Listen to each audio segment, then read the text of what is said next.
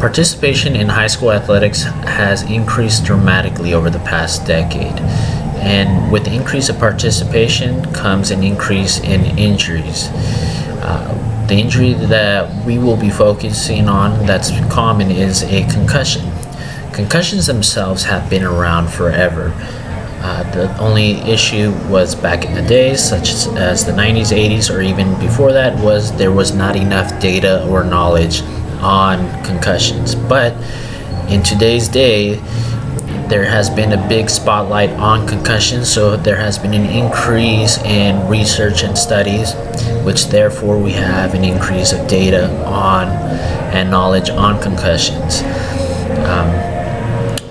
Part of this, what causes change, is sometimes a tragedy when a student athlete, might lose their life or suffers a traumatic concussion, and because guidelines and protocols weren't set up, then it causes an incident like this to cause change, such as creating new state laws. An example of a new state law is in California, we have Assembly Bill 2127, which states that if a student athlete is suspected of a concussion, he or she must be pulled from game or practice and has to be evaluated by a healthcare professional in the management of concussions. Once they're evaluated, then they can begin their at least 7-day return to play protocol.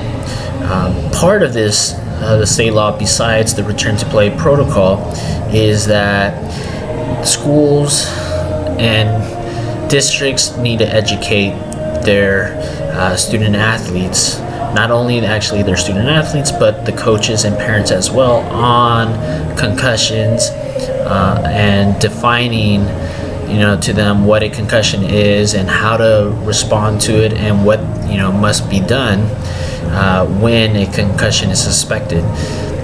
All of this is part of the state law where schools need to educate these individuals.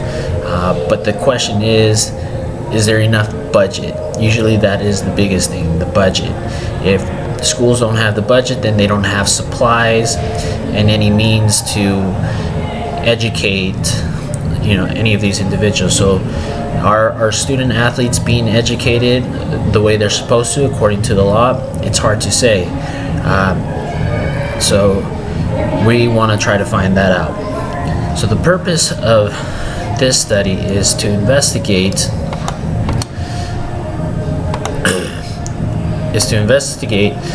the knowledge of secondary school student athletes in reference to signs and symptoms of a concussion and return to play protocol.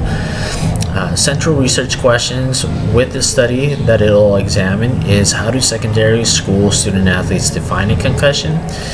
What knowledge do secondary school student athletes possess of state law and return to play protocol? And what assisted our student athletes' thought process in defining a concussion and or return to play protocol?